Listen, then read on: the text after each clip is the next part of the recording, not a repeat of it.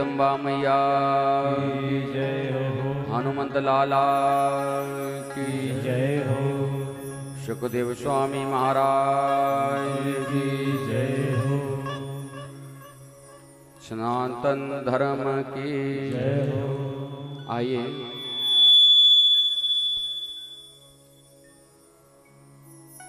मन और वाणी को पवित्र करने के लिए, मन को एकाग्रचित करने के लिए कुछ क्षण हम भगवान का कीर्तन करेंगे। उसके साथ ही भगवान की जो अमर कथा है उसमें प्रवेश होकर आज की कथा का आनंद लेंगे। सप्ताह यज्ञ 7 दिन की पावन कथा अमर कथा भगवान की है। जिसके जीवन में 7 दिन की कथा उतर जाती है तो समझ लेना चाहिए कि साक्षात भगवत कृपा उन जीवों पर हो जाती है और 7 ही दिन श्रेष्ठ हो जाते हैं। परमात्मा ने जो ये 7 दिन बनाए हैं, सप्ताह यज्ञ सप्ताह भगवान की पावन कथा अमर कथा इसलिए रखिए कि एक एक दिन में परमात्मा का चिंतन और 7 ही दिन श्रेष्ठ हो जाए। आइए थोड़ा सा गुणगान करते हुए मन को एकाग्रचित, ताकि मन इधर उधर ना भागे, भगवान की कथा में लग जाए।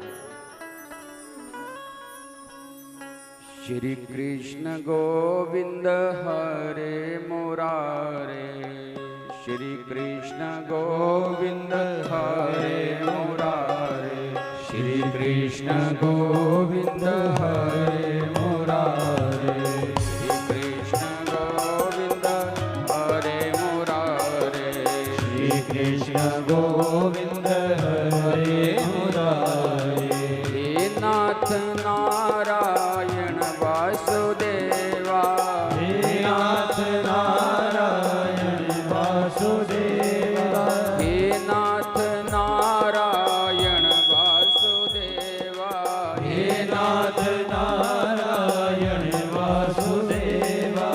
श्री कृष्ण गोविंद हरे मुरारे, श्री कृष्ण गोविंद हरे मुरारे, श्री कृष्ण गोविंद हरे मुरारे, श्री कृष्ण गोविंद हरे मुरारे। हे नाथ नारायण वासुदेवा, हे नाथ नारायण वासुदेवा, हे नाथ नारायण वासुदेवा, हे नाथ नारायण वासुदेवा, हे नाथ नारायण वासुदेवा। हे नाथ नारायण वासुदेवा। हरे कृष्णा कृष्णा कृष्णा हरे हरे, हरे कृष्णा कृष्णा कृष्णा हरे हरे, हरे कृष्णा कृष्णा कृष्णा हरे हरे, हरे कृष्णा कृष्णा कृष्णा हरे हरे, हरे राम राम राम हरे हरे, हरे राम राम राम हरे हरे, हरे राम राम राम हरे हरे, हरे राम राम हरे हरे। श्री कृष्ण गोविंद हरे मुरारे, श्री कृष्ण गोविंद हरे मुरारे, श्री कृष्ण गोविंद हरे मुरारे, श्री कृष्ण गोविंद हरे मुरारे। नारायण वासुदेवा, हे नाथ नारायण वासुदेवा, नारायण वासुदेवा, हे नाथ नारायण वासुदेवा। श्री राधे सभी तालियां की सेवा प्रभु हमारे मन में बस जाए, साक्षात गोविंद कृपा हो जाए।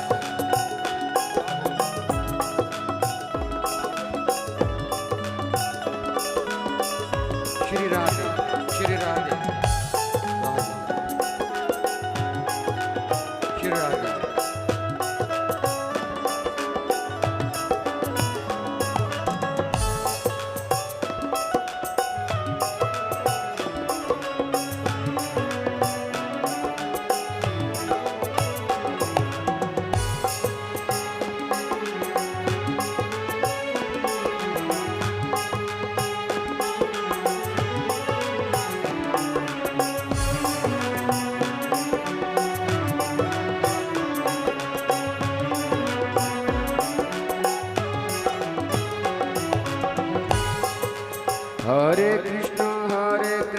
कृष्णा कृष्णा हरे हरे, हरे कृष्णा कृष्णा कृष्णा हरे हरे, हरे कृष्णा कृष्णा कृष्णा हरे हरे, हरे कृष्णा कृष्णा कृष्णा हरे हरे, हरे राम राम राम हरे हरे, हरे राम राम राम हरे हरे, हरे राम राम राम हरे हरे, हरे राम राम हरे हरे। श्री कृष्ण गोविंद हरे मुरारे, श्री कृष्ण गोविंद हरे मुरारी, श्री कृष्ण गोविंद हरे मुरारे, श्री कृष्ण गोविंद हरे मुरारी,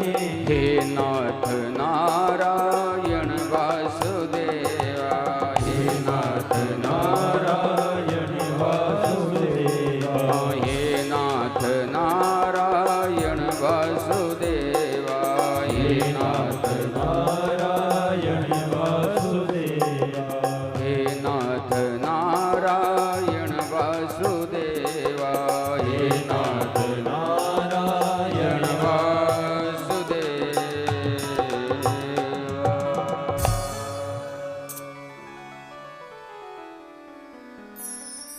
कृष्णाय वासुदेवाय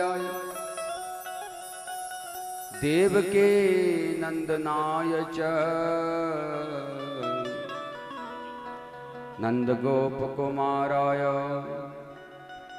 गोविंदाय नमो नमः।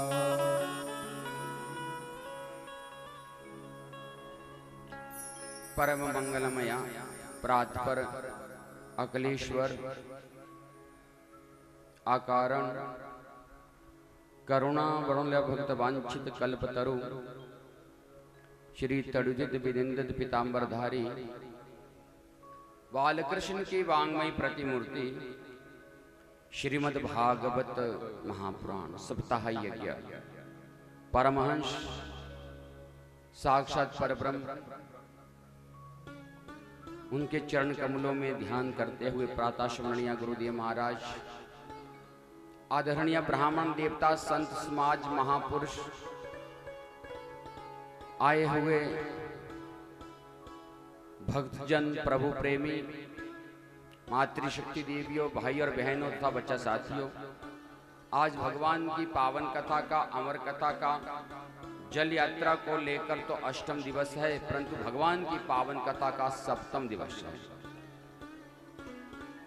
पूरे संसार में 7 दिन का ही आयोजन होता है और 7 दिन ही ये मानव इस धरातल पृथ्वी लोक पर रहते हैं। जन्म भी 7 दिन में ही होता है और मृत्यु भी इन 7 दिनों में ही होती है।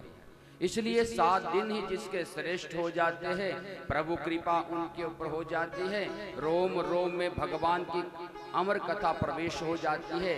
फिर ग्रंथों में और शास्त्रों में पुराणों में लिखा गया है कि वो जीव स्वर्ग लोक में प्रवेश कर जाते हैं, वैकुंठ में चले जाते हैं, सत्यालोक में जाते हैं। इसलिए आपने बड़े ध्यान पूर्वक भगवान की पावन कथा 6 दिनों से सुनते आए हैं। आज सप्तम दिवस है, आज सूक्ष्म ही वर्णन है। ठीक हम 1:30 बजे विराम देंगे और भगवान की पावन कथा में जो कुछ बतलाया जाता है, सुनते तो दुनिया है। बड़े बड़े आयोजन होते, आप दूरदर्शन के माध्यम से, टीवी के माध्यम से जगह जगह पे आज के समय में प्रत्येक जीव जो है देखता है, सुनता है, पर जीवन में किसी जीव में ये परमात्मा की कथा आती है और प्रवेश कर जाती है और साक्षात गोविंद की कृपा उन जीवों पर ही होती है। जिनके जीवन में भगवान की कथा उतर गई, जिनके जीवन में प्रभावशाली हो गई, जिन्होंने पीने का प्रयास किया और पीने के साथ साथ हृदय में पहुंच गई, फिर ये अवश्य ही परिवर्तन आता है। वो भगवान के लाडले भक्त हो जाते हैं। भगवान के लाडले भक्त होते हैं और साक्षात उनके जीवों पर कृपा भी पूर्ण होती है। इसलिए देखिए, आपने गत दिवस में रुक्मणी का वर्णन सुना, तो रुक्मणी कोई साधारण कन्या नहीं थी। वो साक्षात लक्ष्मी स्वरूपा पारंबाद्या शक्ति, जो एक समुद्र के किनारे पुष्प से प्रकट होकर और साक्षात राजा के घर में अवतारित हुई। परंतु उन्होंने बचपन से वो संकल्प किया। कैसा संकल्प? संसार का जीव तो ऐसे संकल्प करता है जिससे दुख प्रकट हो जाए, परंतु रुक्मणी ने तो इतना सुंदर संकल्प किया हुआ था जिससे कभी किसी चिंता का विषय बन ही नहीं सकता, कोई रोने का विषय बन ही नहीं सकता। कौन आदमी चाहता है कि हम रोए? कौन चाहता है कि हम चिंता में रहे? कौन जीव चाहता है कि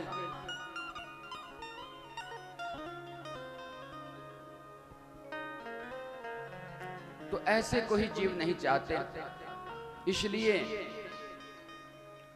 रुक्मणी ने केवल एक ही संकल्प किया था कि हम शादी भी करेंगे तो परब्रह्म से, श्री कृष्ण से। ऐसे बर को क्यों बरे, जो जन्मे और मर जाए।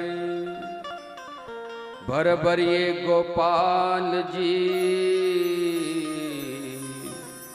जासे चूड़ो अमर हो जा।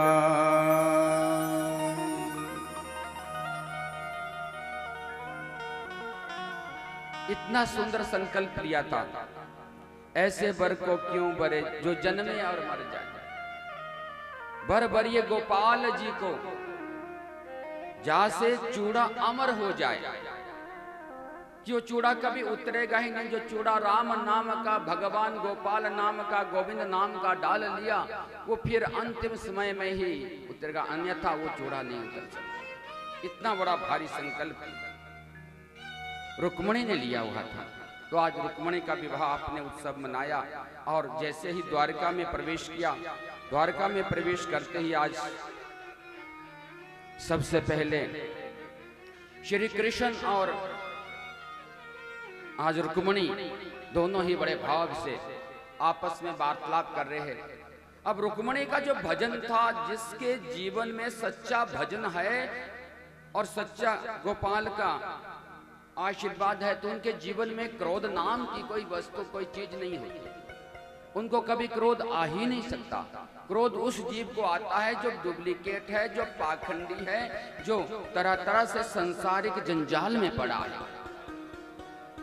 रुक्मणी के चेहरे पर, रुक्मणी के जीवन में कभी क्रोध आया ही नहीं, देखने योग्य बात है। और रुक्मणी के नियमों का जो पालन आज भी करते हैं, तो उन माता बहनों को कभी क्रोध आ ही नहीं सकता। इसलिए रुक्मणी के एक पुत्र ने जन्म लिया, प्रद्युम्न ने। नन्हा सा बालक था। वहां सम्रासुर राक्षस का आना हुआ और उस बालक को उठा लिया, आकाश मंडल में ले गए। आकाश मंडल में ले गए परीक्षित। आचार्य सुखदेव स्वामी कहते हैं, परीक्षित आकाश मंडल में जाकर उस बालक को समुद्र में गिरा दिया। एक मछली ने उस बालक को निगल लिया और जैसे ही वहां पर कुछ मछलियां पकड़ने वाले बैठे हुए थे, उन्होंने मछलियां पकड़कर जगह जगह कुछ उसका हिस्सा दे दिया, कुछ सम्रासुर राक्षस के घर में भी भेज दिया। जब सम्रासुर राक्षस के घर में भेजा तो वहां पर मछलियों का मांसाहारी था राक्षस। उनके पेट से ही उस बच्चे का जैसे ही जन्म हुआ और मछली के पेट से निकला, तो वहां पर विद्यावती नामनी एक सम्रासुर राक्षस के घर में रहती थी, जो भोजन बनाती थी और उनके घर में देखभाल करती थी सम्रासुर राक्षस की। वहां पर नारद जी का आना हुआ परीक्षित, और वहां विद्यावती को अच्छा उपदेश दिया कि देखो देवी, आप पूर्व जन्म में कामदेव की पत्नी थी, जब भोले शंकर ने, भोले बाबा ने कामदेव को भस्म कर दिया था, उस समय आप गिड़गिड़ाने लगी, रोने लगी मेरे पति देव। तो कहा था कि कृष्ण पुत्र आपका पति देव हो गए, ये कृष्ण पुत्र ही है और इनके साथ जो है आपका विवाह होगा। अब बड़े होने पर जो है, जैसे ही विद्यावती के साथ प्रद्युम्न का विवाह हुआ, दोनों ही द्वारिका में जब आए तो मेरे प्रभु परब्रह्म श्री कृष्ण, उनकी शादियां कितनी हो चुकी थी? 16,108। कितनी? 16,108। चक्रवर्ती सम्राट राजा परीक्षित मुस्कुराने लगे। वहा 16,108 प्रभु, बताइए भगवान की शादियां इतनी ज्यादा, ये कैसे होगी? कहने लगे आचार्य सुखदेव स्वामी जी, परीक्षित 7 दिन का समय था, आज 7वां दिन है। अब शादियों का समय और शादियों का हम वर्णन करेंगे तो कई वर्ष बीत जाएंगे। महाराज, ये जो आपने बताया 16,108, 16,100 तो उनकी रानियां हैं, परंतु पटरानियां जो है, जिनके साथ फेरे हुए हैं, जिनके साथ ग्रंथि वंदन हुआ है, उनका तो वर्णन करो, बताइए महाराज। तो बताइए। कहने लगे कि पहली जो रानी थी रुक्मणी, और दूसरी रानी जो है आज सत्य जावंती जी, जावंती के साथ दूसरा विवाह हुआ। महाराज, ये जावंती कौन है? तो बड़ा सुंदर वर्णन किया कि सत्यजित राजा की पुत्री है सत्यभामा, और सत्यजित राजा जो है आज द्वारिका में आए। जब द्वारिका में आए सत्यजित राजा, तो एक मणि, तो उस मणि की चमकार ऐसी है जैसे सूर्य नारायण प्रकाशित होते हैं, और वो मणि 8 भार सोना, 8 भार सोना एक दिन का देती है।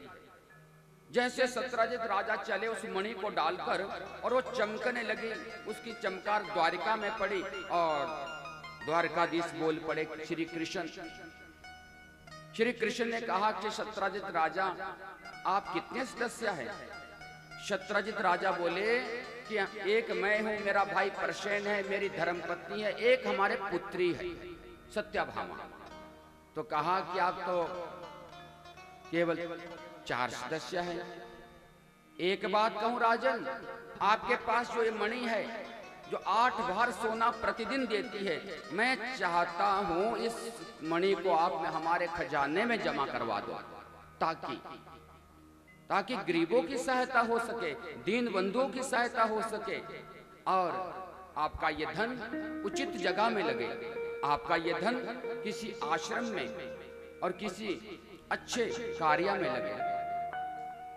अब भगवान ने तो अच्छी बात कही थी, क्योंकि धन जरूरत से ज्यादा होता है तो बुद्धि को बिगाड़ देता है।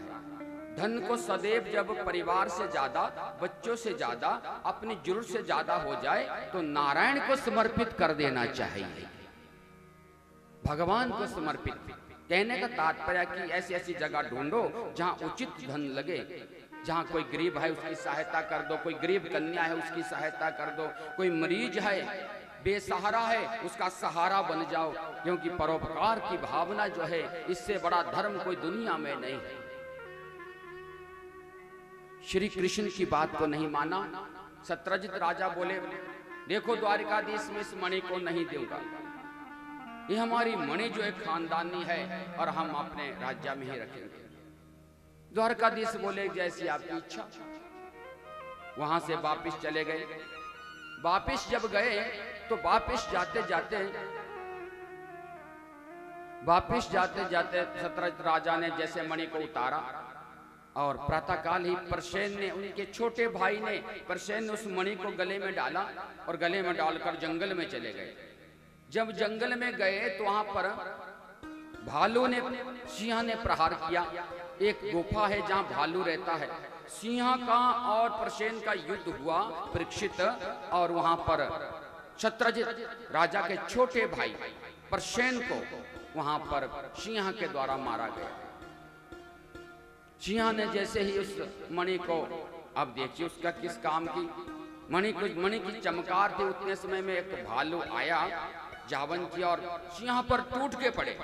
आपस में उनका भी घमासान युद्ध हुआ तो उस मणि को छीनकर गुफा में ले गए। जब गुफा में ले गए तो गुफा में उनकी पुत्री जावंती उस मणि को उनको दे दिया। अब उनका किसी काम का तो उसकी चमकार को देखकर और उस मणि को देखकर वो केवल उस जावंती ने खेलना प्रारंभ कर लिया उस मणि के साथ। जब मणि के साथ खेलना प्रारंभ किया तो हे परीक्षित, उस समय में शत्राजित राजा को सूचना मिली कि आपका भाई प्रसेन जंगल में किसी ने मार दिया। तो तुरंत ध्यान गया शत्राजित राजा का किसके पास? द्वारकाधीश के पास। कहने लगे श्री कृष्ण ने हमारे भाई को मार दिया, क्योंकि जब हम उनके राज्य में गए तो उन्होंने मणि के बारे में कहा था कि मणि हमें दे दो, हमें इनको मणि दी नहीं, तो आज षड्यंत्र रच के और इस जंगल के बीच में हमारे भाई को मार दिया। श्री कृष्ण के पास ये सूचना जब मिली तो उस समय बड़ी घोर चिंता में पड़ गए। हमने तो इनके भाई को नहीं मारा, परंतु आज हमारे ऊपर एक कलंक कैसे लग गया। ये कलंक कैसे लग गया कि चोरी का कलंक और उनके भाई मारने का कलंक। गर्गाचार्य जी के पास गए। गर्गाचार्य जी से बोले, बताओ महाराज ये कलंक कैसे लग गया? हमें शत्राजित के भाई प्रसेन को नहीं मारा, ये कलंक कैसे लगा? उन्होंने अपने ज्योतिष से देखा तो कहा कि श्री कृष्ण, आपने भाद्रपद में एक पत्थर चौथ आती है, एक कलंक चतुर्थी आती है। जिस दिन वो चंद्रमा कोई देख लेवे तो उनको कलंकित होना पड़ता है। भोलेनाथ भगवान की जय। अब सब कहते हैं महाराज क्या ऐसा होता है? तो हम कहते हैं देख लो उस दिन बड़े आराम से अपनी फटी आंखों से देखो जा चंद्रमा, फिर देखो जीवन में कैसा कलंक। तो ये भाद्रपद में कलंक चतुर्थी आती है तो उसका विशेष ध्यान देना होता है। भगवान ने भी आज चंद्रमा को देखा, कलंकित होना पड़ा। फिर गर्गाचार्य जी ने उपाय करवाया। उपाय करवाने के बाद फिर भी बड़े घोर संकट में थे, जानने के लिए कि प्रसेन की मृत्यु किसने की। श्री कृष्ण वहां से चले जंगल की और सैनिकों को लेकर। देखा कि वहां पर किसका युद्ध हुआ है, थोड़े आगे बढ़े, सैनिकों को रोक लिया, अपने आप गुफा में प्रवेश किया।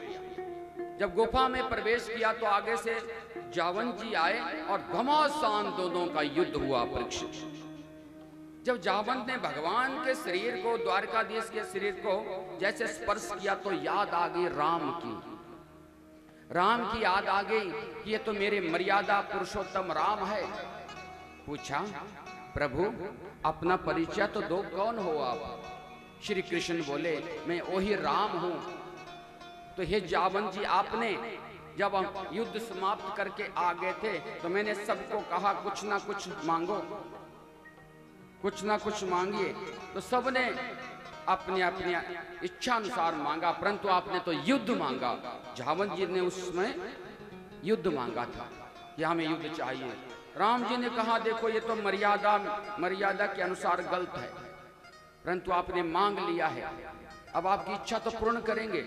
अब द्वापरा में जाकर हम इस इच्छा को पूरी करेंगे। और भगवान ने आज जावंत की इच्छा उस गुफा में पूरी की। दोनों का युद्ध हुआ। युद्ध होने के बाद क्षमा याचना मांगने लगे जावंत जी। कहने लगे, अगर मुझे क्षमा चाहते हैं आप तो मेरी पुत्री जावंती है, उसका विवाह जो है मैं आपके साथ करना चाहता हूँ। और आज दूसरा विवाह जावंती के साथ हुआ और वो मणि भी साथ दे दी। इस मणि को ले जाओ महाराज। ये तो एक सिंह आया और किसी पुरुष आके बड़ा घमासान युद्ध हुआ था।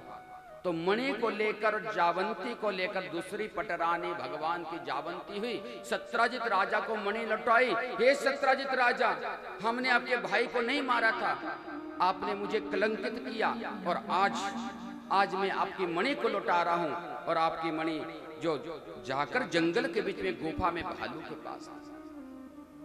सत्राजित राजा बड़े लज्जित हुए और अपने किए हुए के ऊपर बहुत ही गलानी हुई कि मैंने द्वारकाधीश को कलंकित किया और सामने से प्रार्थना करने लगे, हे द्वारकाधीश आप नाराज हो गए, क्षमा कर दो मुझे, क्षमा कर दो, बड़ी भारी गलती जीवन में हुई। सत्यजित राजा कहते हैं कि अगर क्षमा चाहते हैं तो मेरी पुत्री सत्याभामा है, हम आपके साथ विवाह करना चाहते हैं। भगवान मान गए और तीसरी शादी भगवान की सत्यजित राजा की पुत्री के साथ हुई, सत्याभामा। मणि दहेज में देने लगे। ये द्वारकाधीश उस समय तो मन नहीं किया, पर उस मणि ने ना जाने कितना कितना जहां भी ये रहती है, और आज देखो कितना बड़ा कलंक आपके ऊपर लग गया, तो मैं चाहता हूं उस मणि को भी ले जाओ। भगवान ने मणि नहीं दी। हे सत्यजित राजा, जब जरूरत थी तब आपने दी नहीं, आज जरूरत नहीं है तो आप दे रहे हो। ऐसा ही जीव के साथ भी होता है। कब होता है? जब वो चारपाई पे पड़ जाता है, अंतिम सांसों में चलने लगता है, फिर नाते रिश्तेदार बड़ी बड़ी थालियां लेके आते से जाकर खा लो खा लो। होता है कि नहीं? किसकी बेटी लेकर आती है, किसका बेटा लेकर, नाते रिश्तेदार जब खाने योग्य होते पर कोई पूछता नहीं, जब बेसहारा हो जाते हैं और पराधीन हो जाते हैं, फिर सब आते हैं, महाराज एक चम्मच ले लो, थोड़ा सा तो खा लो, हम लेकर आए हैं। तो इसलिए समय के अनुसार प्रत्येक कार्य होना चाहिए, वही अच्छा होता है। द्वारकाधीश ने मणि नहीं दी, वहां से वापिस हो गए। वापिस होते ही आज भगवान की 3 पटरानियां हो गई, तीनों पटरानियां वहां पर है, और भगवान की जो है तीसरी रानी सत्याभामा हो गई। अब चौथी जो है आज कालिंदी है। जैसे मेरे प्रभु द्वारकाधीश हस्तिनापुर आए पांडवों से मिलने, अर्जुन को साथ लिया परीक्षित, तो ये तपस्या कर रही थी कालिंदी। जैसे तपस्या कर रही थी तो तपस्या करते करते आज घोर तपस्या की, तो कृष्ण पति मांगती थी, तो अर्जुन ने आज भगवान का चौथा विवाह कालिंदी के साथ करवाया। भोली दाना भगवान की जय। ये पटरानियां है भगवान की। और 5वां विवाह मित्र वृंदा के साथ हुआ, जो बिंद और अरविंद के नाम के राजा है।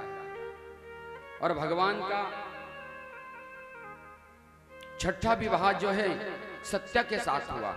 उन्होंने भी एक शर्त रखी थी, राजा ने, नगरजित राजा है, कि एक साथ जो रस्सी डाल लेंगे 7 बैलों के नाक में, तो हमारी राजकुमारी जो उनके गले में हाथ डालेगी।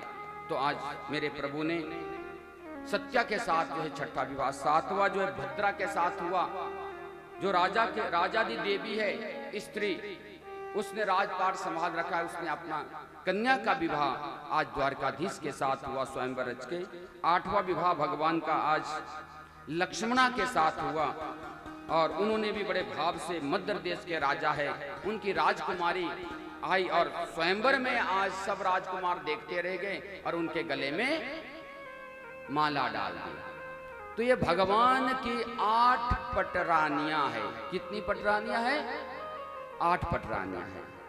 परंतु अब तो और भी शादियां है, 16,100 16,000, जोर से बोलना पड़ेगा, 16,100। ये कौन सी पटरानियां है? ये भगवान की पटरानियां वो है।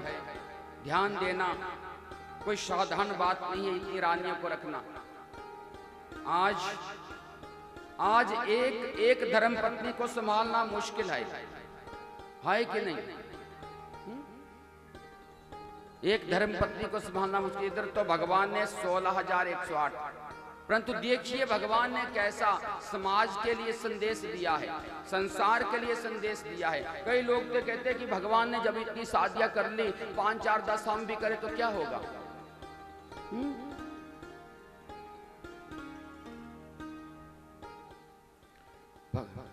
मेरे प्रभु जो आज बड़े भाव से भ्रमण कर रहे थे, तो एक आवाज आई। जब एक आवाज आई तो कैसी आवाज आती है कि राजकुमारियों की पुकार आई, हे गोविंद, हे गोपाल, हमारी रक्षा करो, हमारी रक्षा करो, हमारी रक्षा करो प्रभु। और मेरे प्रभु उन राजकुमारियों के पास जब जाने को आवाज सुनी तो उधर जब बढ़ रहे थे तो भौमासुर राक्षस आया। भौमासुर जब राक्षस आया आगे से तो भौमासुर ने उसी समय प्रहार किया श्री कृष्ण के ऊपर। दोनों का घमासान युद्ध हुआ और मेरे प्रभु ने आज भौमासुर राक्षस को मार दिया। बोली नाना भगवान की। कारागृह को देखा, देखो सुनने योग्य और समझने योग्य ये बात है। वहां पर राजकुमारियां कितनी थी? 16,100। जो राक्षस कौन? राक्षस वो जो वहां से कन्या को राजकुमारियों को उठाकर लाता और कारागृह में डाल देता। बड़े बड़े राजकुमारों की राजकुमारियां। भौमासुर था, बलवान था। बल का दुरुपयोग करना, किसी को बल मिल जाए, ऊंचा पद मिल जाए, उसका दुरुपयोग करे, वो ही राक्षस होता है। आज भी राक्षस है। कौन राक्षस है? वो राक्षस है जो बल का दुरुपयोग करे, पद का दुरुपयोग करे, धन का दुरुपयोग करे। धन का कभी दुरुपयोग मत करे, बल का कभी दुरुपयोग। और भौमासुर ने वही किया था, इसलिए भगवान को मारना पड़ा भौमासुर को। जब राजकुमारियों को आजाद कर दिया, 16,100 बाहर निकल गई तो सबके चेहरे मुरझाए हुए थे। सबके चेहरे मुरझाए हुए थे। भगवान ने कहा, श्री कृष्ण ने कहा, देखो राजकुमारियों, जब आपको आजाद कर दिया, इस कारागृह से छुड़ा दिया, राक्षस को मार दिया, तो आप तो प्रसन्न होती और खुशी खुशी अपने अपने घर को जाओ। सब राजकुमारियों ने प्रार्थना की। प्रार्थना करते ही कहने लगे कि हे प्रभु, ये क्या किया आपने? उस राक्षस को क्यों मार दिया? उस भौमासुर को क्यों मार दिया? अब आपको पता है कि हमारे घर वाले, हमारे परिवार वाले हमें नहीं मानेंगे। सब कहेंगे राक्षस उठा के ले गया, राक्षस के साथ शादी हुई है। तो कोई आत्महत्या करेगी और कोई भाग जाएगी, किसी के साथ बड़ा दुर्भाव होगा और हम पीड़ाओं से ग्रसित हो जाएंगे। सभी राजकुमारियां सामने खड़ी है, श्री कृष्ण अकेले। अब आप बताओ, जो ऐसा कहते हैं कि भगवान ने इतनी शादियां की, भगवान ने देखा कि जो उनकी पुकार है, सब ये राजकुमारियां कह रही है कि घर में कोई मानेगा नहीं, तो कहां जाएगी? और कोई शादी करने को कहे कि इसकी शादी पहले हुई है महाराज और आज हमारा आपका लड़का है, इसके साथ शादी कर लो, तो वो कहता नहीं नहीं महाराज, इसका तो पहले विवाह हो चुका है, हम नहीं करेंगे। कोई करने को तैयार होगा ही नहीं। बताइए, कोई कर सकता है? नहीं कर सकते, परंतु भगवान कर सकते हैं। भगवान ने उस पाप को बचाया कि ये राजकुमारियां मर जाएगी, कोई छलांग लगाएगी, कोई विष खाएगी, तो कितना पाप हमारे पृथ्वी पर फैल जाएगा। कहां जाएगी बेचारी? जब घर में नहीं मानेगी, इनके साथ बहुत दुर्भाव हो सकता है। इसलिए श्री कृष्ण ने कहा कि सुनो, मैं आप सभी राजकुमारियों के साथ शादी करूंगा। भगवान वो कार्य करते हैं जो दुनिया वाले नहीं कर सकते। भगवान ने कैसा धर्म का कार्य किया, जिनको दुनिया ने सताया, जिनको कोई घर परिवार वाले मानने वाले नहीं, परंतु भगवान उनके सहारा बने। एक लगन में, एक समय में 16,100 कृष्ण बन गए और एक ही लगन में उनकी सबके साथ शादी हो गई। और जैसे ही द्वारका में प्रवेश किया तो मानो आज ऐसी द्वारका सज गई कि जगह जगह से श्री कृष्ण भगवान का नाम आने लगा। भगवान की 8 पट रानियां है, 16,100 रानियां है, बस चहल पहल लगी है और आनंद ले रहे हैं। बोली नाना भगवान की जय। तो सभी वहां पर भजन कर, आइए 2 मिनट आप भी भजन करें। बोली नाना भगवान की। देखियो कितनी है? 16,108 है। तो सब तालियां बजा रहे, आप भी तालियों से सहायता करेंगे। बिक गए मदन गोपाल, बिक गए मदन गोपाल, भगतों की भक्ति में। बिक गए मदन गोपाल, भगतों की भक्ति में। बिक गए मदन गोपाल, भगतों की भक्ति में। बिक गए मदन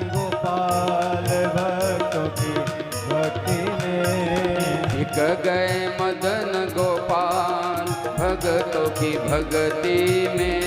सब गाए मदन गोपाल भगतों की भक्ति में। बिक गए मदन गोपाल भगतों की भक्ति में। बिक गए मदन गोपाल भगतों की भक्ति में। भगतों की भक्ति में, भगतों की भक्ति में, भगतों की भक्ति में, भगतों की भक्ति में। बिक गए मदन गोपाल भगतों की भक्ति में। बिक गए मदन गोपाल भगतों की भक्ति में। सभी तालियां के बड़े भाव से।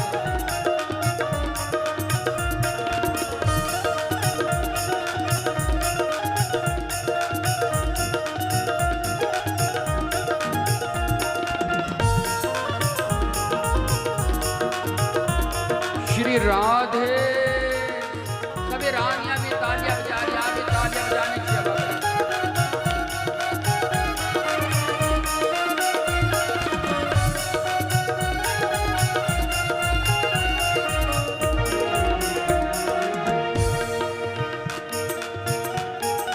मुरली भी बिक गए, माला भी बिक गए। मुरली भी बिक गई, माला भी बिक गई। मुरली भी बिक गए, माला भी बिक गए। मुरली भी बिक गई, माला भी बिक गई। बिक गए मुकुट विशाल भगतों की भक्ति में।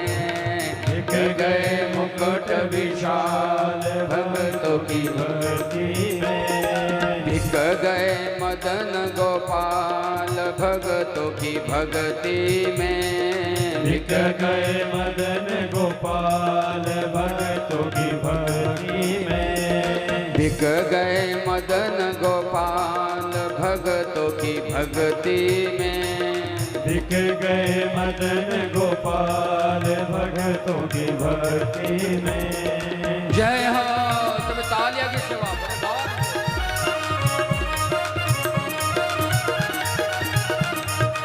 बड़े भाव से तालियां की सेवा। आज द्वारका में आनंद आ रहा है।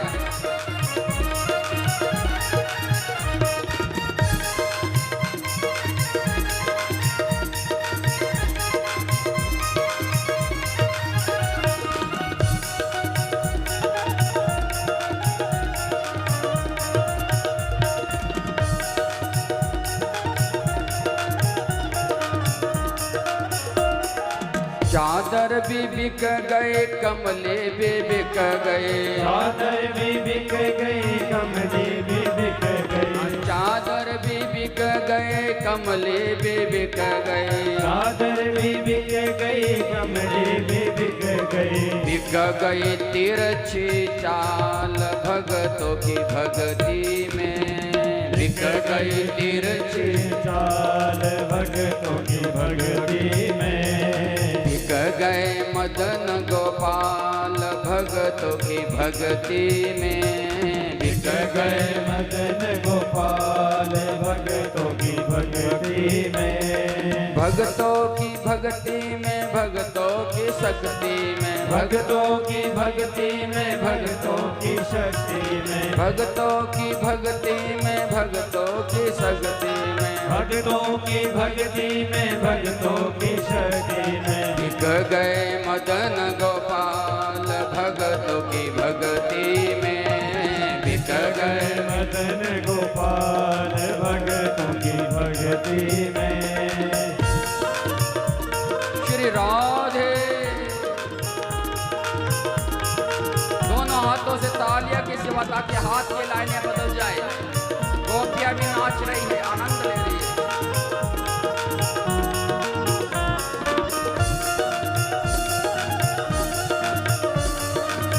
श्री राधे।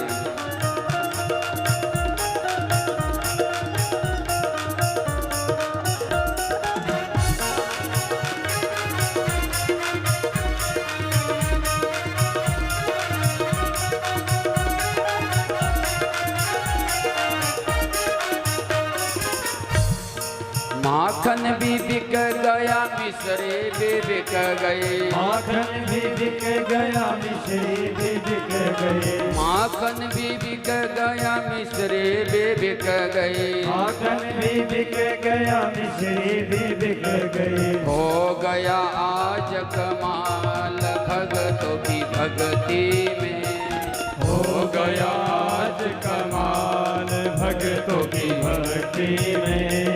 बिक गए मदन गोपाल भगतों की भक्ति में, बिक गए मदन गोपाल भक्तों की भक्ति में।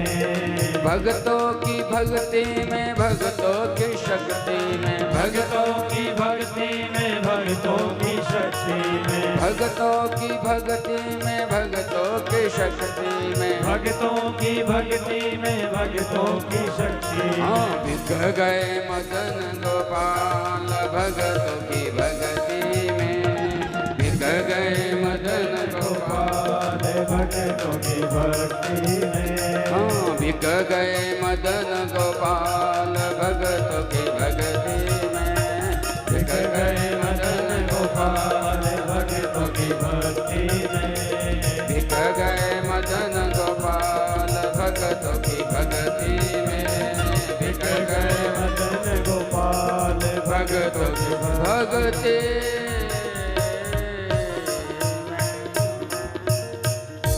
भगवान आज द्वारका में बड़ा आनंद ले रहे हैं।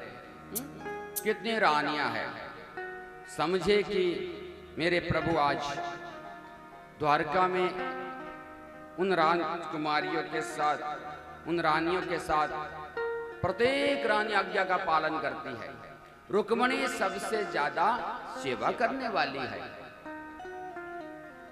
सत्यभामा थोड़ा राजा की पुत्री है ना, और मणि भी दी है, तो मणि तो ली नहीं थी।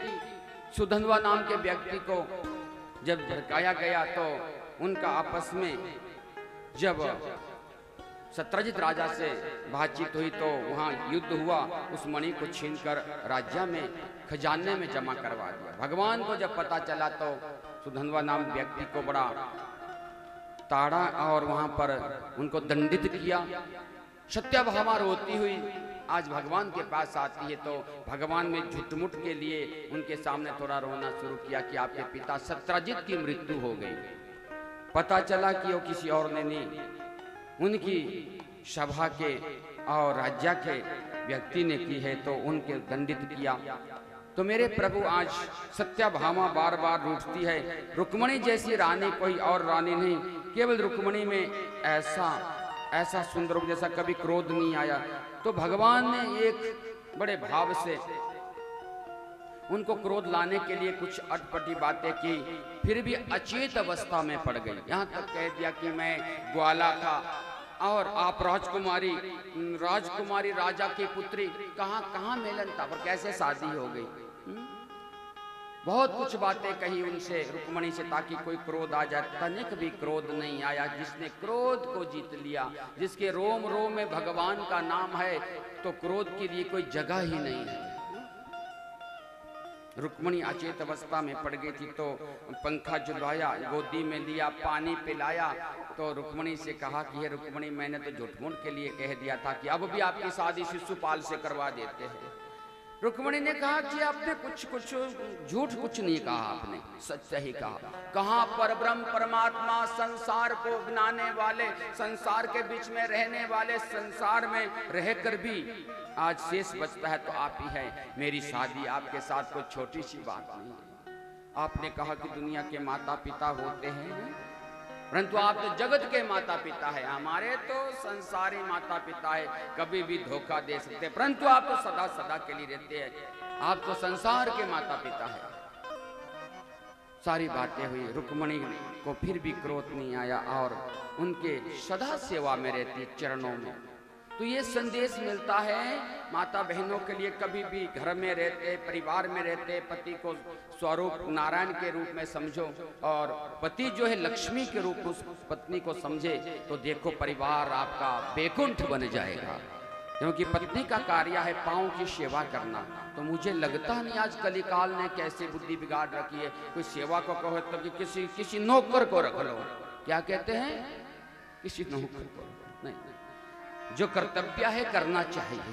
देखिए कितनी शांति मिलेगी और कितना आनंद आएगा, क्योंकि लक्ष्मी जो नारायण है उनमें लक्ष्मी बैठी है और कभी भी आपको किसी अन्न धन की कमी नहीं रह सकती।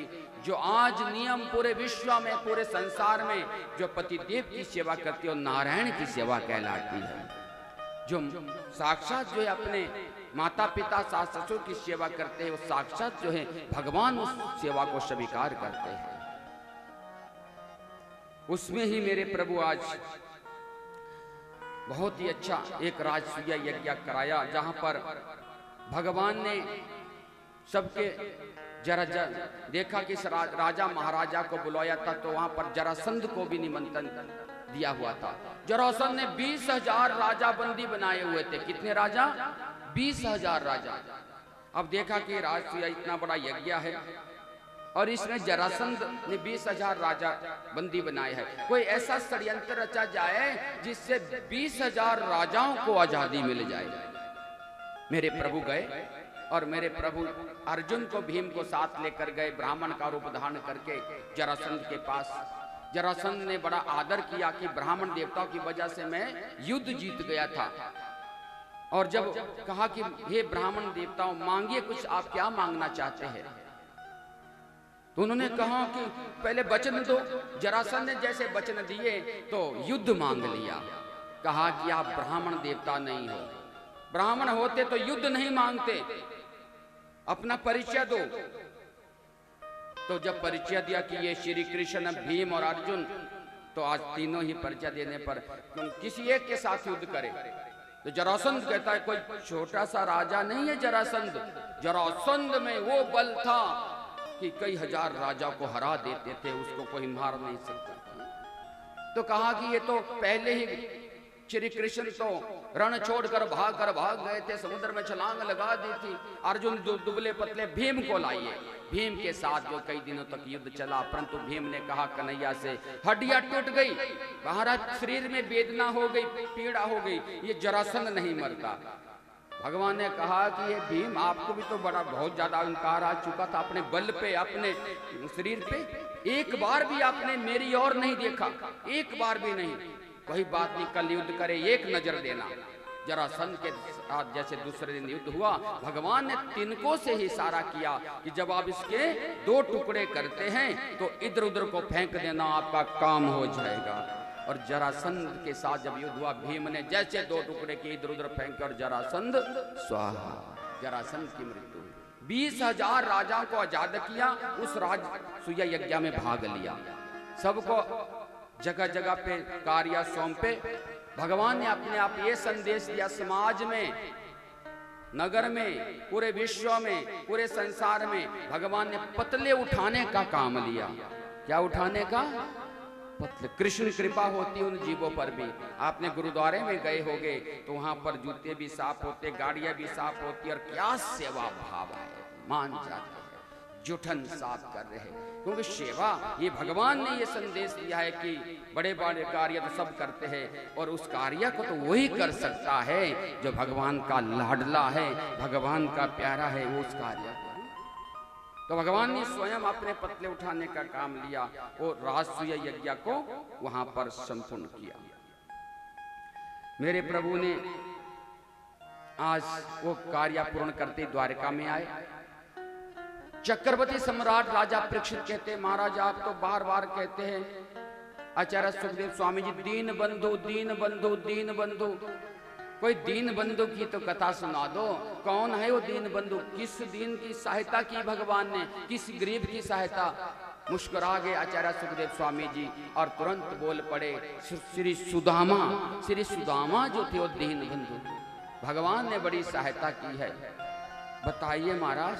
कहने लगे, चक्रवर्ती सम्राट राजा परीक्षित भगवान के परम मित्र, द्वारकाधीश के परम मित्र सुदामा थे। दोनों एक ही गुरुकुल में पढ़े और अच्छी शिक्षा प्राप्त की, बड़े कवि हुए सुदामा भी, परंतु कर्मों के अनुसार जो पूर्व जन्म के कर्म थे, उनकी धर्मपत्नी सुशीला ऐसी गरीबी पड़ गई, परीक्षित ऐसी गरीबी पड़ गई कि सुबह का भोजन मिलता, रात को भूखे रहना पड़ता।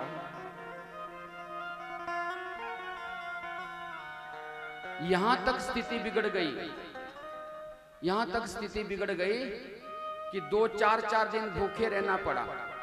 बच्चे भूखे हैं, धर्मपत्नी भूखी है, और सुदामा ऐसे ब्राह्मण देवता है, अब किसी से भीख नहीं मांगते। कई लोग कहते भीख मांगते थे, नहीं, संतोषी ब्राह्मण देवता है, संतोष है, मिले तब भी अच्छा है, ना मिले तो तब भी अच्छा है। बड़ी स्थिति बिगड़ी। उन्होंने कहा, महाराज, सुशीला आती है, अपने पति से कहती है, हे पतिदेव, मुझे लगता है कि ऐसा ना हो कि हमारे बच्चे ही प्राण निकल जाए। मैं कभी दूध की जगह में पानी पिलाती हूँ, परंतु भूखे रहकर जो है बच्चे चिल्ला रहे, रो रहे कि कब हमारे पिताजी आएंगे और हमें भोजन मिलेगा।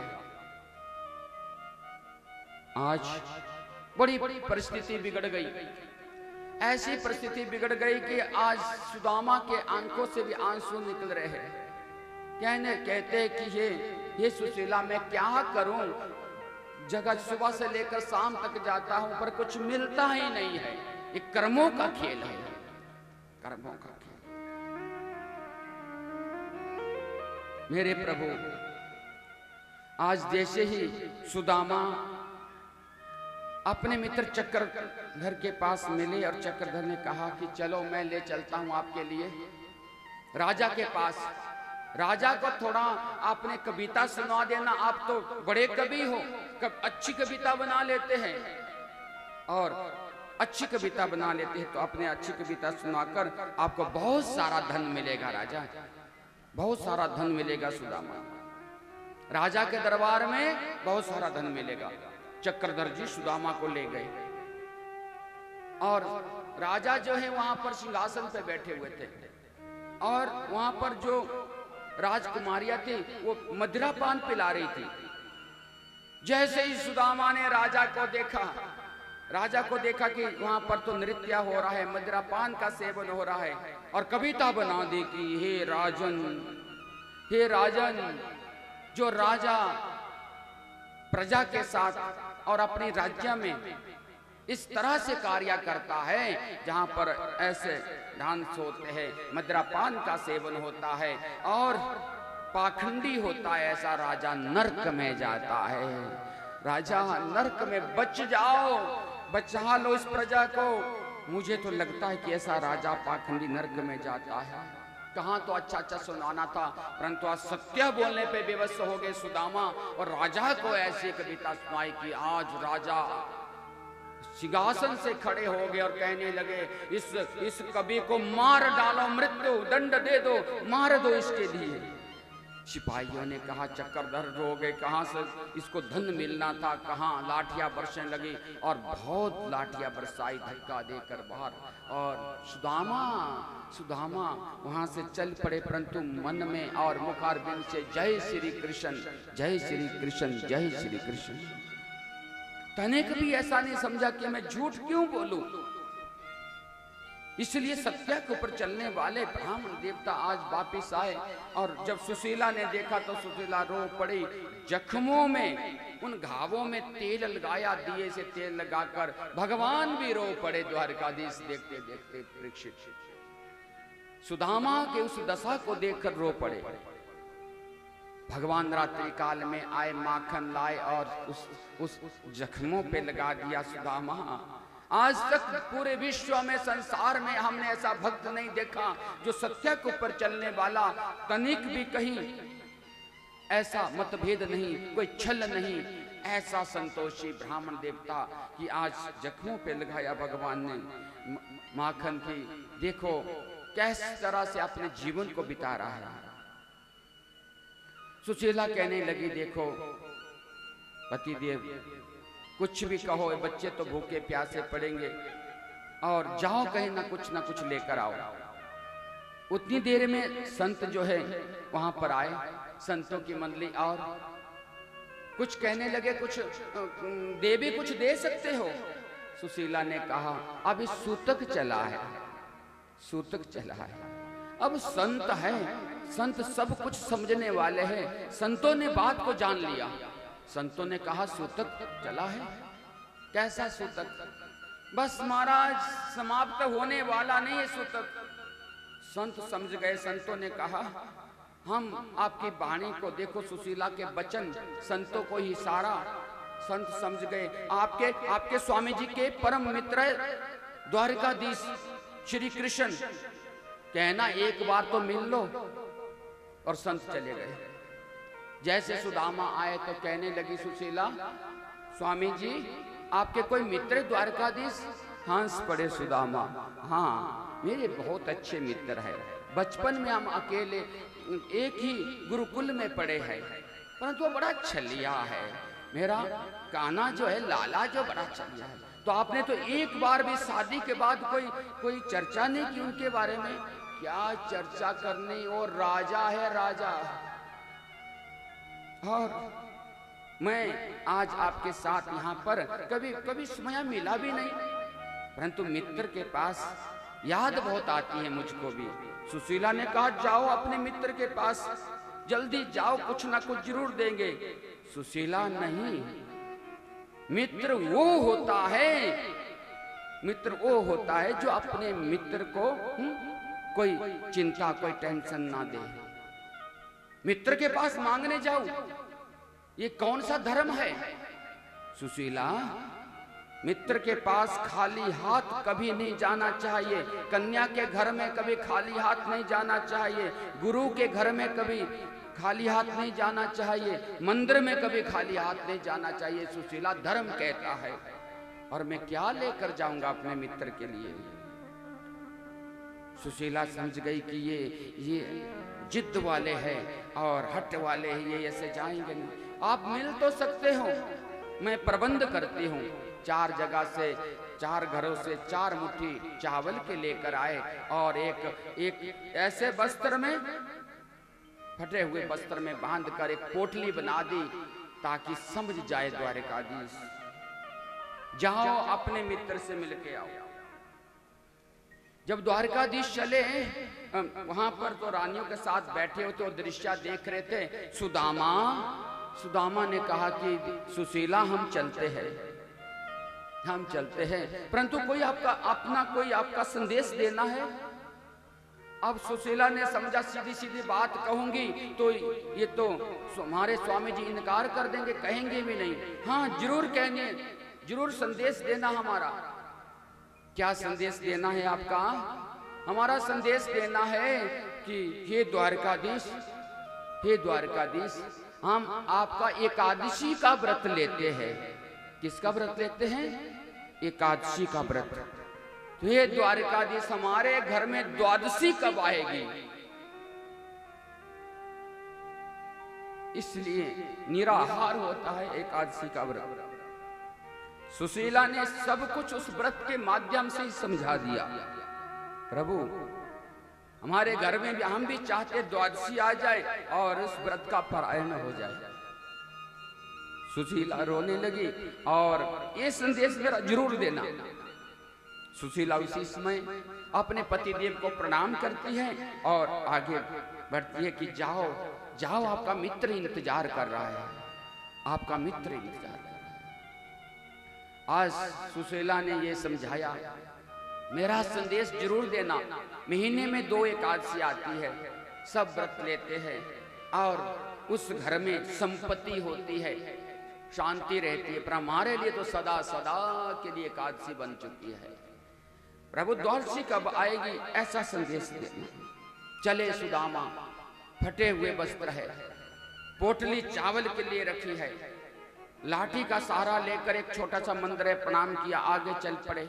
दुबले पतला शरीर है और भूखे प्यासे सुदामा आगे की ओर जब बढ़े, देखते देखते वहां पर सुदामा जब आगे बढ़े तो भगवान से रहा ना गया। भगवान ने देखा मेरा मित्र आज कांटे पांव में लग रहे, खून निकल रहा है, जय श्री कृष्ण, जय श्री कृष्ण, जय श्री कृष्ण, और मुख से भगवान का नाम निकल रहा है। भगवान उस सिंहासन पे बैठ के, द्वारकाधीश उस सिंहासन पे बैठे रो रो के जो है उस मित्र की छवि और आगे उठ के अपना रूप बदल कर जो है एक मित्र का सहारा बनकर अब नौका लेकर आए। आओ आओ, कहाँ जा रहे हो, क्या नाम है आपका, आओ इस नौका में बैठो। महाराज पैसा तुम नहीं लोगे, मेरे पास कुछ देने के लिए नहीं है, मेरे पास कुछ देने के लिए नहीं, कोई बात नहीं, आप बैठ जाओ। कहाँ जाना है? मेरा मित्र एक कनुआ है, लाला है, द्वारकाधीश। महाराज आपका मित्र द्वारकाधीश है और आप उनके पास जाना चाहते हैं? नौका में बैठ, मानो आज ऐसा लगा कि द्वारका के किनारे पर छोड़ दिया, वो कोई और नहीं, वो द्वारकाधीश ही आ गए, रहा ना गया। और आज जब आगे चलने लगे, किसी से पूछे द्वारका में, और भारी उन सिपाहियों तक पहुंच गए। सब कहने लगे कि द्वारकाधीश कहाँ है महाराज। सब देखने लगे उसकी फटी हुई धोती, और आज किस तरह दुबला पतला शरीर। सब मजाक उड़ाने लगे, देखो देखो देखो कौन है, भिखारी है ना जाने। कहते हमारे मित्र है द्वारकाधीश, चले जाओ, आपको गलती लग गई है। उनके मिलने के लिए तो कई कई वर्ष लग जाते हैं, वो कोई आपको मिल सकते हैं? सिपाहियों ने कहा, द्वारपालों ने कहा रहने दो महाराज, परंतु आपका संदेश जरूर देकर आते हैं। तब तक ऐसा मन में विचार आया सुदामा के, क्या कहेंगी जनता, क्या कहेगा समाज, क्या कहेगा कि ऐसा मित्र भिखारी की तरह, और कितना कितना आज दुख होगा मेरे द्वारकाधीश को, प्रजा के सामने, नगर के सामने। मैं नहीं चाहता मेरे मित्र को कोई ऐसा कलंक लगे और इस नजर से कोई देखे, आज इतना बड़ा चिंता या कष्ट हो जाए मेरे आने से। तो वापिस होने लगे, वहां से वापिस होने लगे। द्वारपाल जैसे सिपाही अंदर गया और श्री कृष्ण के सामने खड़ा होगा। महाराज आपका कोई मित्र आया है, आपका कोई मित्र आया है, उसका परिचय दो। जय विजय वहां पर बोले कोई आया है महाराज, बताओ। महाराज कैसा है वो, कौन है वो, क्या नाम है उसका? शीस पगाना छगा तन पे, प्रभु जाने को आहे बसो कहे ग्रामा। धोती फटे से लटे, दुपट्टी और पाया, उपाहन की नहीं शामा। द्वार खड़ो द्विज दुर्बल एक, रहो चकी सो वसुधा अभिरामा। पूछत दीन दयाल को दान, बतावत अपनो नाम सुधामा।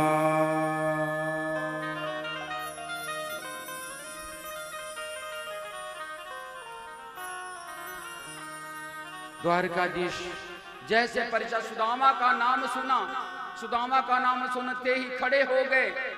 मेरा मित्र सुदामा बाहर आया है, भागते हुए, दौड़ते हुए, गिड़गिड़ाते, कहाँ मुकुट पड़ गया, कहाँ कमली पड़ गई, कहाँ मालाएं, नंगे पांव से रुक्मणी देखती है, सत्याभामा देखती है, कौन आ गया आज। और चलते चलते बाहर पहुंच गए, बाहर पहुंच गए। और बाहर पहुंचकर कैसा दृश्य, सुदामा आगे आगे आगे भाग रहे हैं, सुदामा आगे आगे भाग रहे हैं। क्योंकि ऐसा मेरे मित्र जो है, क्या सोचेंगे, क्या समझेंगे कि कैसा गरीब है ये, कैसा भिखारी है। आगे आगे भागकर, इतना समय नहीं, आप बड़ा सुंदर भजन है यहाँ पर, परंतु समय के अभाव से, क्योंकि हमने कथा को विराम देना है और कथा का समय तकरीबन हो चुका है, तो कभी फिर सुनाएंगे इसे भजन। अब इतना समय नहीं है। आइए, बड़े भाव से सुनना चाहते तो बड़े भाव से आप भी पहुंचिए सुदामा के साथ, जहां वापिस जा रहे हैं। अरे द्वारपालो कन्हैया से कह दो, तालियां की सेवा है। अरे द्वारपालो कन्हैया से कह दो, दर पे सुदामा गरीब आ गया है, दर पे सुदामा गरीब आ गया। हो भटकते भटकते न जाने कहाँ से, भटकते भटकते न जाने कहाँ से, तुम्हारे महल के करीब आ गया है, तुम्हारे महल के करीब आ गया है। अरे द्वार पालो कन्हैया से कह दो, अरे द्वार पालो कन्हैया से कह दो, दर पे सुदामा गरीब आ गया है, दर पे सुदामा गरीब आ गया। जय हो।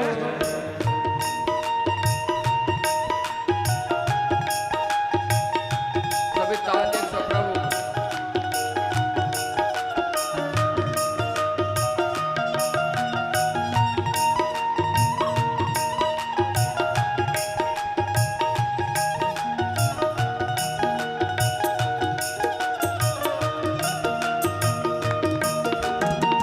न सर पे है पगड़ी न तन पे है जामा, न सर पे है पगड़ी न तन पे है जामा, न सर पे है पगड़ी न तन पे है जामा, न सर पे है पगड़ी न तन पे है जामा।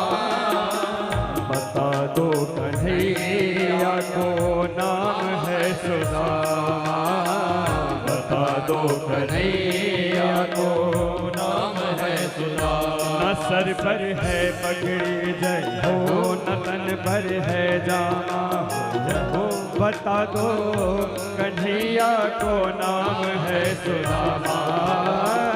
न तन पे है पगड़ी न सर पे है जामा, बता दो कन्हैया को नाम है सुदामा, बता दो कन्हैया को नाम है सुदामा। हो एक बार मोहन से जा कर के कह दो, एक बार मोहन से जा कर के कह दो, मिलने सखा बद नसीब आ गया है, मिलने सखा बद नसीब आ गया है।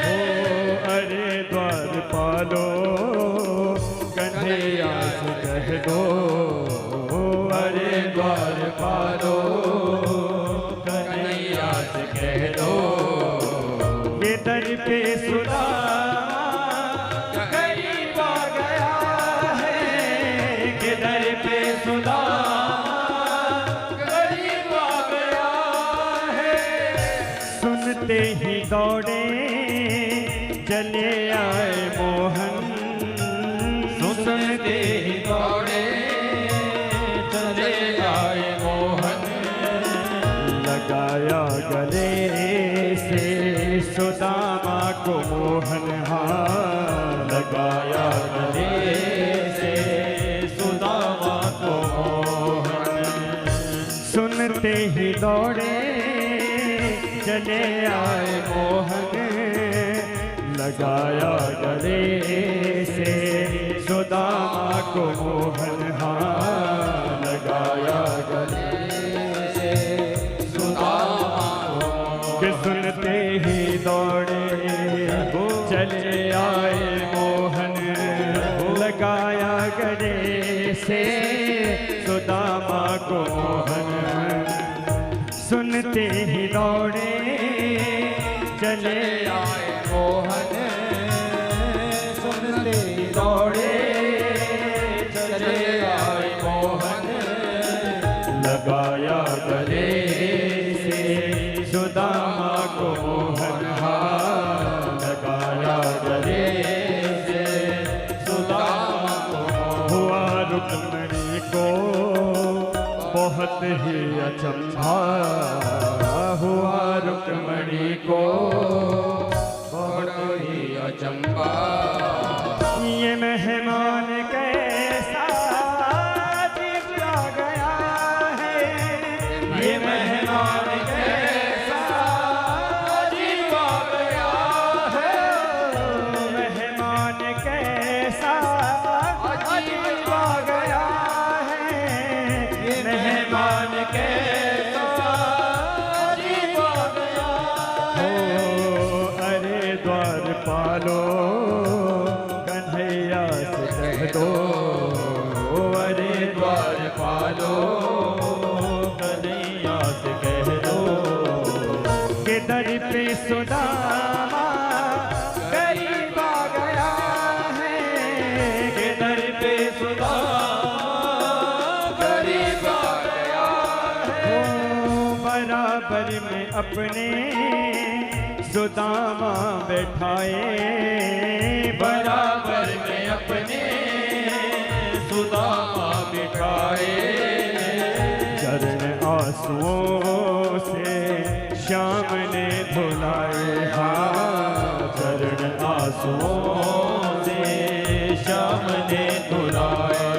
हो बराबर में अपने, बराबर में अपने सुदामा बैठाए, चरण आंसुओं से श्याम ने धुलाए, चरण आंसुओं से श्याम ने धुलाए। बराबर में अपने सुदामा बैठाए, चरण आंसुओं से श्याम ने धुलाए, हाँ बराबर में अपने सुदामा बिठाए, चरण आंसुओं से श्याम ने धुलाए, चरण आंसुओं से श्याम ने धुलाए।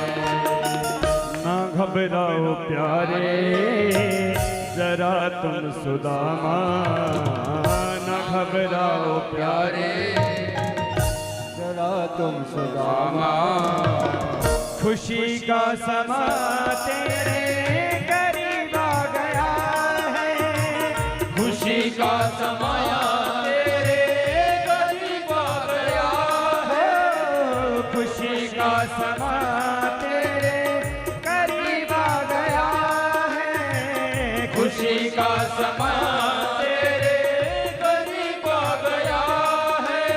हो दर पे सुदामा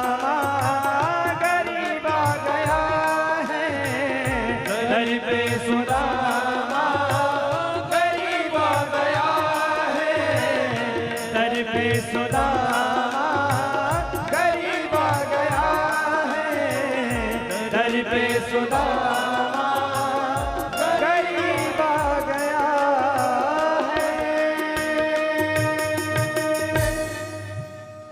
मेरे प्रभु भागते हुए दौड़ते हुए पूरे द्वारका जो बाहर निकली है, आज सभी देख रहे कि किसके लिए जा रहे, क्यों जा रहे हैं, और आगे आगे सुदामा, पीछे पीछे द्वारकाधीश। देखने योग्य बात है परीक्षित, मेरे प्रभु सब कुछ भूल गए हैं। कहाँ कमली है, कहाँ मुकुट है, कहाँ माला है, एक एकटक नजर जो है आज सुदामा के प्रति है।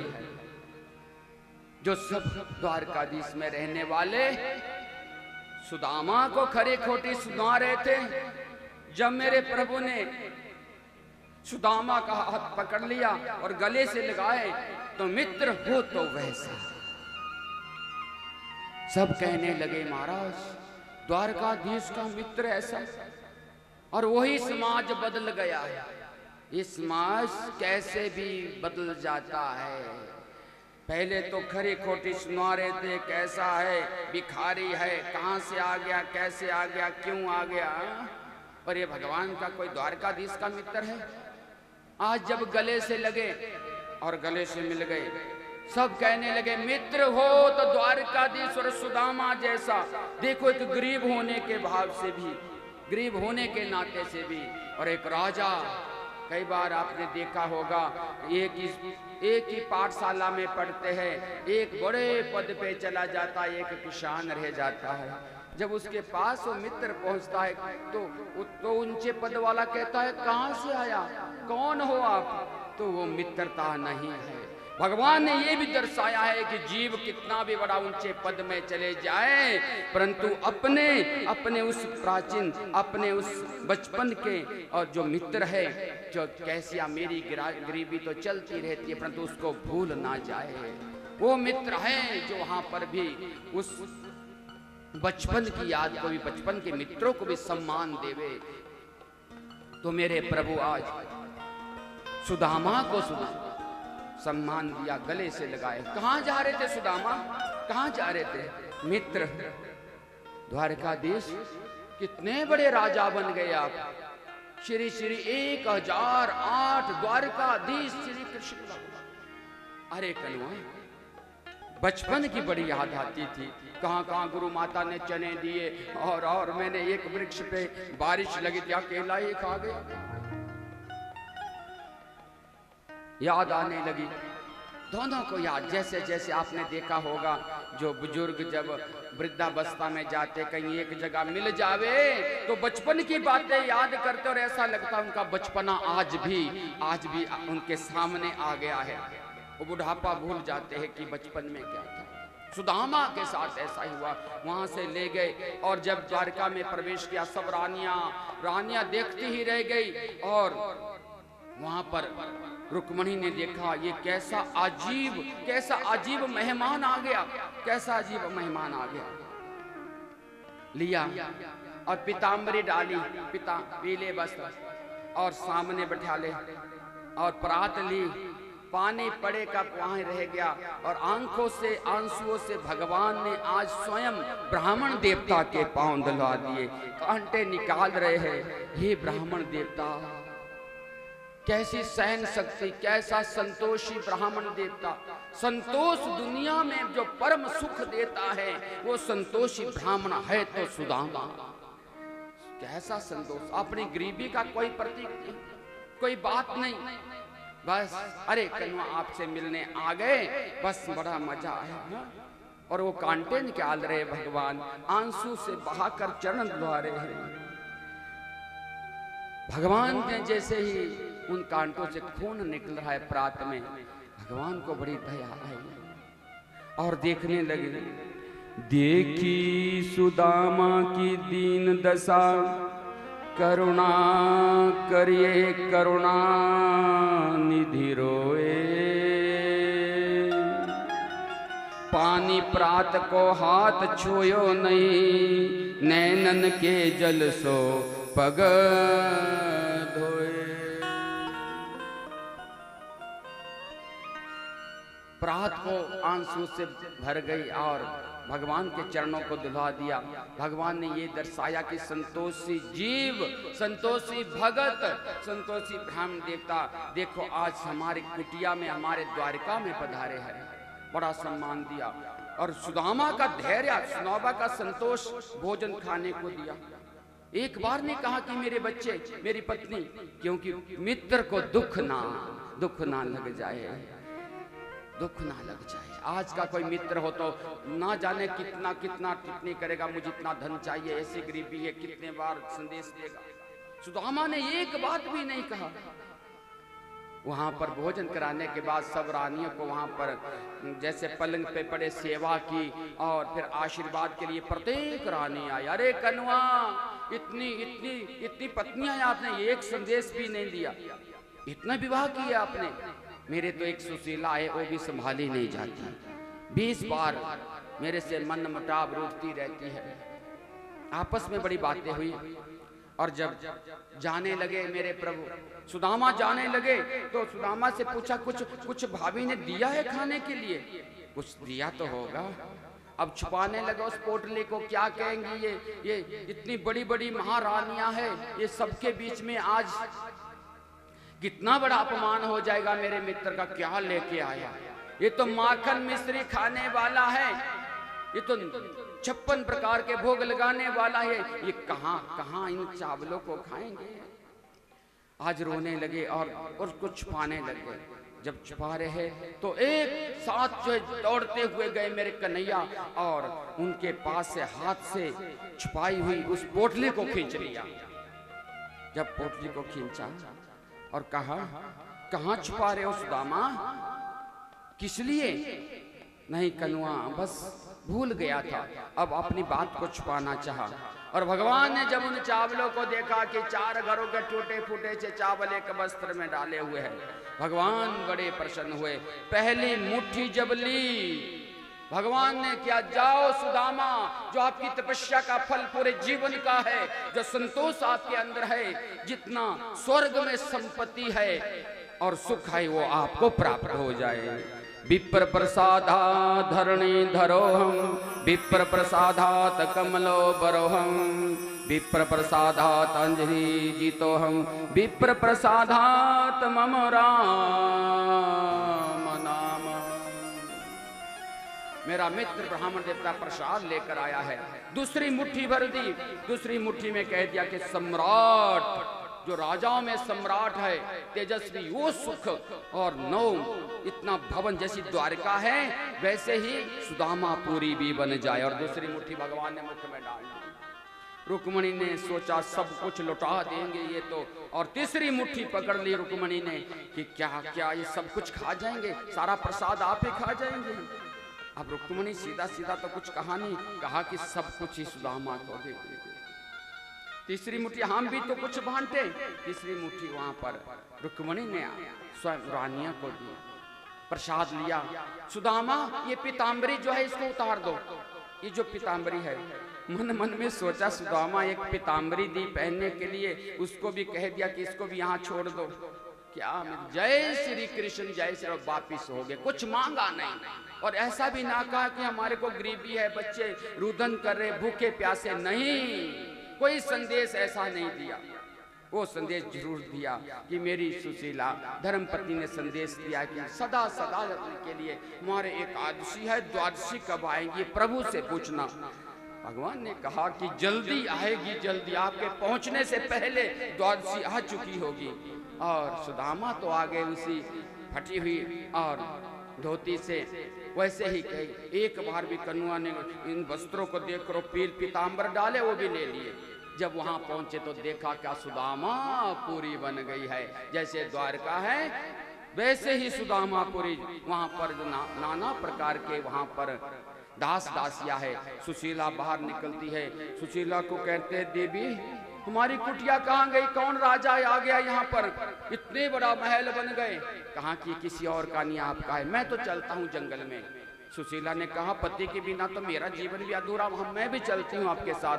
तब तक गिरिधर मुरली वाले उस भवन से निकले, सुदामा मैं यहाँ पर हूँ, आप किस कुटिया में हूँ, आइए आइए यहाँ पर बैठे। और सुदामा को साक्षात भगवान की कृपा होती है परीक्षित, इसलिए परीक्षित दीन बंधु जो है, भगवान तो दीनों पर दया करने वाले हैं, भगवान तो दीनों की रक्षा करते हैं। सुदामा को वो दिया जो अपने पास से भी ज्यादा दिया भगवान ने, जो साक्षात सुदामापुरी बन गई। ये चरित्र सुनाकर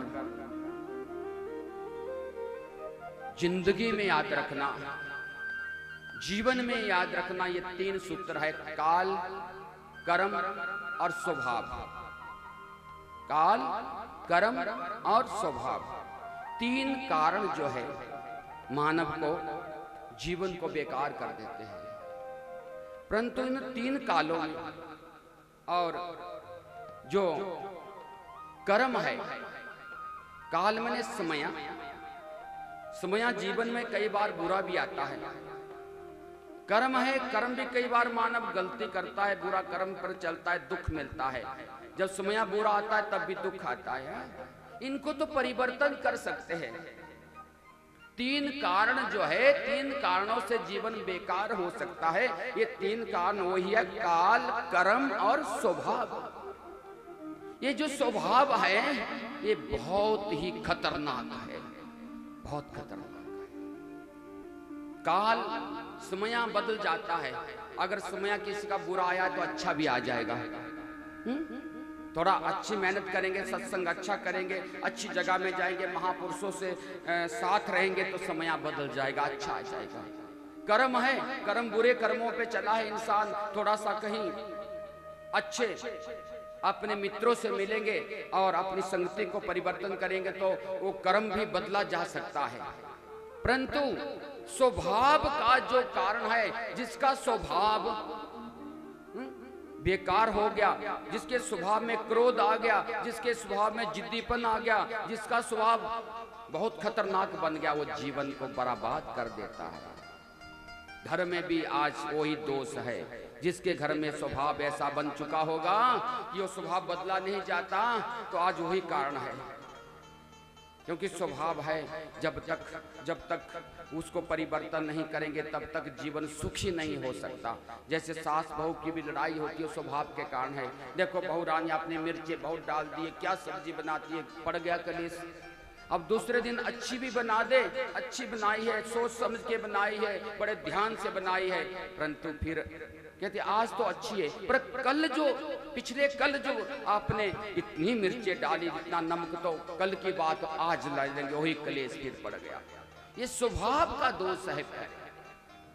स्वभाव का दोष बहुत ही खतरनाक होता है। इसलिए 3 कारण जो होते हैं जीवन बर्बाद हो जाते हैं। तो कर्म बदला जा सकता है, काल समय बदला जा सकता है, परंतु स्वभाव बदलना बड़ा मुश्किल होता है। इसलिए अपने स्वभाव में ऐसा परिवर्तन करो जो अच्छा सबको लगे।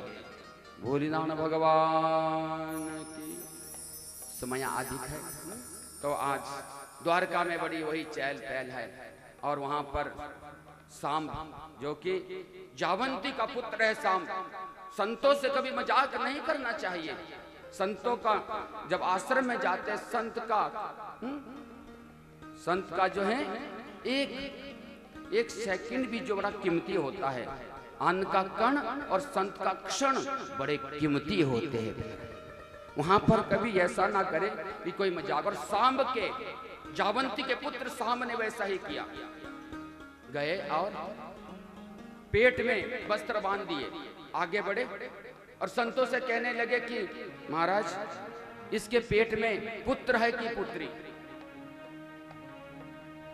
भगवान को अच्छा नहीं, आज संतों को अच्छा नहीं लगा, कह दिया कि इसके पेट में क्या है।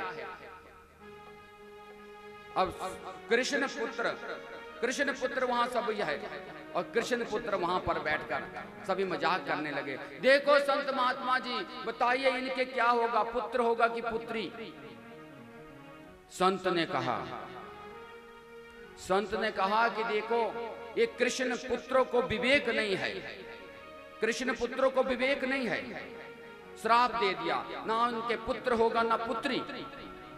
इनके जो है मूसल पैदा होगा जो सारे यदुवंशियों का नाश कर देगा। भोलेनाथ भगवान की जय। जब संत का श्राप लग जाए, ब्राह्मण का श्राप लग जाए, किसी भगत का श्राप लग जाए, फिर भगवान ने कहा कि हमें भी टाल नहीं सकते। संतों का श्राप लग गया, मूसल पैदा हो गया। आज सभी यदुवंशी वहां पहुंचे, यदुवंशियों ने प्रार्थना की, यदुवंशियों ने कहा कि महाराज कोई उपाय बताओ, अब कैसे बचेंगे इस श्राप से। कहा कि इसको घिस घिस के इसका पानी बना दो, समुद्र में बहा दो। यदुवंशी ने वैसा ही किया, एक टुकड़ा शेष रह गया, एक टुकड़ा शेष रह गया। संतों के श्राप से आज, संतों के श्राप से आपस में झगड़ा होना लगा और यदुवंशी आपस में मरने लगे।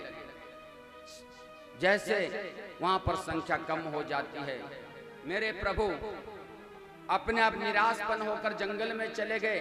दाईं जंघा पे आज बायां पांव रखकर जो है ऐसे चमकने लगा। एक बहेलिया आया और परीक्षित जैसे धनुष पे बाण रखा और चला दिया और भगवान के श्री कृष्ण के चरणों में लग गया। पीपल के वृक्ष के नीचे जैसे पांव चरणों में लगा। आवाज आई, बहेलिया आया, भगवान को देखा, द्वारकाधीश को, चरणों को पकड़ लिया और रोने लगे। प्रभु ये क्या हो गया, गजब हो गया। मैंने सोचा कि कोई ये पक्षी है और आज मैंने शिकार किया, प्रभु तो आपके चरणों में लग गया। भगवान ने कहा बहेलिया कोई बात नहीं, ये आपने कुछ नहीं किया, ये कर्मों का खेल है प्यारे, कर्मों का। मैंने भी छुपकर आपको बाली, जब आप थे मैंने भी छुपकर आपको बाण लगाया और आपको वहां पर मारा था। आज ये बदला पूरा हो गया बहेलिया, ये बदला पूरा हो गया। बस ये कार्य, क्योंकि त्रेता युग में मैं राम था और आप बाली थे, मैंने छुपकर आपको मारा था। आपने कहा था ये क्या किया आपने, तो ये कर्मों का भोग है प्यारे, इसलिए भोगना पड़ता है।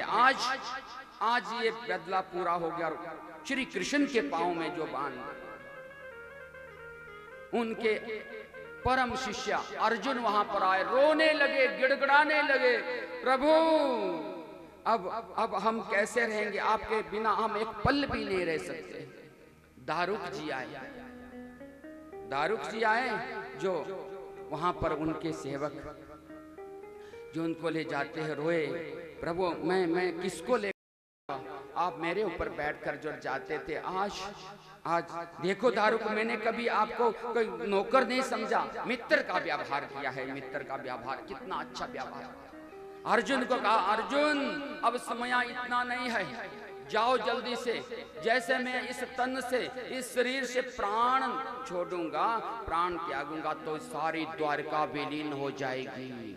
मेरी उन रानियों को वहां से वृंदावन ले जाओ, वृंदावन ले जाओ, जल्दी से जाओ। अर्जुन गिड़गिड़ाते हुए, रोते हुए, भागते हुए भगवान के आदेश के अनुसार चल पड़े वहां से। भगवान का शरीर वहां है, सारे देवी देवता देख रहे हैं कि कहां जाते हैं, ये आत्मा की ज्योति कहां जाती है। उस कृष्ण के प्रति टक नजर लगाकर जो है पूरे ब्रह्मांड के, संसार के जो देवी देवता है वो देख रहे हैं भगवान आज कैसे शरीर को छोड़ते हैं। जैसे ही वह प्रभु ने शरीर को छोड़ा और वहां पर अर्जुन ने सभी रानियों को वहां से ले जाते हैं, सभी रानियों को वहां से वृंदावन पहुंच जाती है। और भगवान ने जैसे ही शरीर को छोड़ दिया, और शरीर को छोड़ते ही आज वो ज्योति, कितनी सुंदर ज्योति है, सभी देवी देवता देख रहे हैं। उस सुंदर सी ज्योति को भगवान के शरीर से निकली आत्मा के स्वरूप में वो ज्योति सारे आकाश मंडल में चलने लगी। परीक्षित, आकाश मंडल से गौलोक धाम और वहां से बेकुट धाम, फिर वापिस आई और श्रीमद् भागवत में प्रवेश हो गई। बोली नाना भगवान की, भागवत भगवान की। इसलिए ये पंचम वेद निराला है, ये पूरे विश्व में, पूरे संसार में ये कोई पोथी नहीं है, कोई किताब नहीं है, इसमें साक्षात भगवान के प्राण है, प्राण भगवान के प्राण है। भगवान ने यहाँ पर ये ज्योति, इसलिए पूरे संसार में जीवन और मरण का ज्ञान देने वाला श्री भागवत कथा है। भक्ति, ज्ञान, वैराग्य, त्याग की भावना देने वाला भागवत है। और अपने परिवार में और प्रेम बढ़ाने वाला ये भागवत है।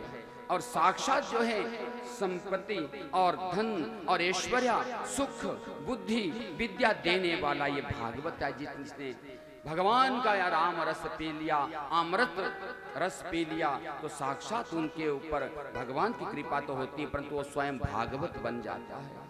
भगवान वहां से चले गए और आज 7वां दिन है। परीक्षित और आचार्य सुखदेव स्वामी जी वहां पर बैठे हैं, तो कहने लगे महाराज 7वां दिन है, आज तक्षक आएगा, डंग लगाएगा। तो तक्षक के इंतजार में पूजन किया और पूजन करते ही आज सुखदेव स्वामी को तिलक लगाया, फूलों की माला डाले और यथाशक्ति दान दिया। और सुखदेव स्वामी जी वहां से चलने को तैयार हुए तो एक प्रश्न करते हैं, देखो चक्रवर्ती सम्राट राजा परीक्षिताम सुखताल में है, बरगद के वृक्ष के नीचे 7 दिन रात आपने कथा सुनी। मैं एक प्रश्न करना चाहता हूं परीक्षित, आपसे एक प्रश्न करना चाहता हूं। आचार्य सुखदेव स्वामी बोले, राजन अब बताओ, क्या आप मरना चाहते हो, क्या मरना चाहते हो? परीक्षित ने उत्तर दिया, हे स्वामी जी, हे महाराज, मैंने जन्म ही कब लिया था? ये शरीर का जन्म और मरण होता है, आत्मा तो अजर और अमर होती है महाराज। गदगद हो गए आचार्य सुखदेव स्वामी जी। परीक्षित समझ गया कि आपने कथा जीवन में उतार ली है, रोम रोम में है, हम चलते हैं। और वहां से विदाई ली। सुखदेव स्वामी तो वहां से चले गए, परंतु आज चक्रवर्ती सम्राट राजा परीक्षित ने पहरा लगवा दिया। तक्षक आता कैसे है, पूरा पहरा लगा दिया, संतरी सिपाही खड़े कर दिए। तक्षक कैसे आता, देखिए आज जो श्राप लगा है, संत ने श्राप दिया है, 7वां दिन है, ये तक्षक कैसे आता है। जैसे ही तक्षक चला, नागों का आज तक्षक अपने फन को लेकर और जैसे तीव्र गति से जा रहा था, तो आगे अगस्त्य ब्राह्मण देवता, अगस्त्य मुनि जी ब्राह्मण देवता जो वहां पर आ गए। और जैसे ब्राह्मण देवता आए, ब्राह्मण देवता ने कहा, देखो तक्षक, आप उनको मार देंगे डंग लगाकर और मैं जीवित कर दूंगा। तक्षक गदगद हो गए, हे ब्राह्मण देवता, आप क्यों जा रहे, किस लिए जा रहे ऐसा करने, क्या आप में वो विद्या है। हाँ, मेरे पास ऐसे मंत्र है, मेरे पास ऐसी विद्या है, मैं मरे हुए को जीवित कर सकता हूँ। तक्षक ने कहा, देखो ये वृक्ष है पीपल का, मैं डंग मारूंगा तो राख बन जाएगी, क्या इसको जीवित कर सकते हो। तो जैसे तक्षक ने डंग मारा तो पूरा पीपल का वृक्ष राख बन गई। थोड़ा सा ब्राह्मण देवता ने जल लिया, अभिमंत्रित किया, और जैसे जल का छिड़काव किया वैसे ही वृक्ष बन गया हरा भरा। आज परीक्षित ने पूरा पहरा लगाया है, परंतु तक्षक ने सोच लिया ये जीवित कर सकता है।